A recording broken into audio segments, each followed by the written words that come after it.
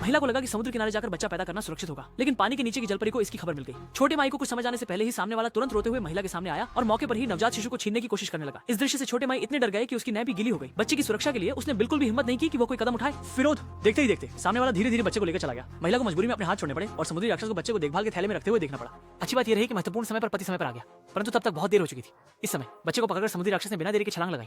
पानी में आदमी केवल अपनी दुखी पत्नी को सांत्वना दे सकता था। फिर गांव के लोगों को इकट्ठा किया और पास के इलाके में समुद्री दानव के निशान खोजने लगे। आखिरकार वे अंधेरा होने से पहले उसे पकड़ने में सफल हुए, लेकिन जांच के बाद पता चला कि वह वही नहीं था। जैसे ही गांव वाले निराश होकर परेशान थे, लड़की ने अचानक बच्चे के रोने की आवाज सुनी और सभी तुरंत वहां जाने के लिए निकल पड़े। जोंग अपने भीतर के दुहा को सहन करते हुए अकेले आगे बढ़कर स्थिति का निरीक्षण करने गए। दरअसल यह एक समुद्री राक्षसी का बच्चा था और उत्पादन के दौरान हुए हादसे के कारण वह यहीं मर गई थी। इसलिए राक्षसी छोटे में का बच्चा चुराना चाहती थी। स्थिति का पता चलते ही सभी लोग तट पर लौट आए और विचार विमर्श करने लगे कि कैसे पानी की राक्षसी से छोटे में का बच्चा वापस छीना जा सकता है। इस समय बच्चे के रोने की आवाज सुनकर छुई हुआ ने कहा कि यहाँ इंतजार किया जा सकता है, क्योंकि अब ग्वाइन निश्चित रूप से यहाँ फिर आएगी। उसका मानना था कि यह स्थान सुरक्षित है, इसलिए वह फिर से यहाँ बच्चे को पालने आएगी। दाजुआंग ने भी सहमति व्यक्त की।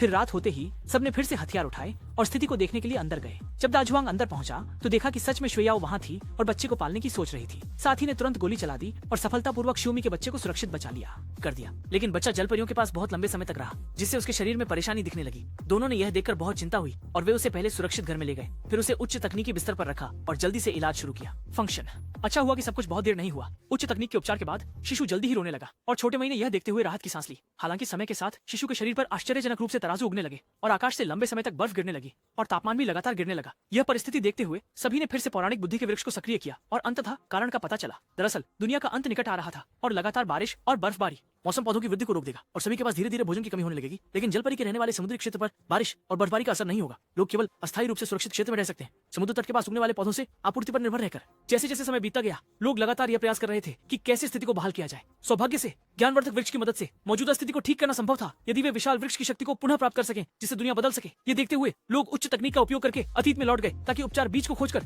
ज्ञानवर्धक वृक्ष की शक्ति को सक्रिय कर सके। लेकिन अगले ही पल आकाश में एक विशाल सर्प प्रकट हुआ और पलक झपकते ही उसने वृक्ष को जड़ से उखाड़ दिया। कल्पना नहीं की थी कि समुद्री राक्षस के अलावा भूमि पर भी और एक ऐसा राक्षस है जो सुरक्षा क्षेत्र पर हमला करना चाहता है। अच्छी बात यह थी कि महत्वपूर्ण क्षण में बुद्धिमान वृक्ष ने पश्चिमोत्तर में दुखित नहीं किया, बल्कि मानव रूप ले लिया और बड़ी सफलता के साथ विशाल सर्प का नाश किया और अपनी चिकित्सा शक्ति के बीज की मदद से सभी शक्तियों को पुनः प्राप्त कर लिया। अंत में बारिश और बर्फबारी का मौसम फिर से नहीं आया और सभी ने शांत जीवन जीना शुरू किया।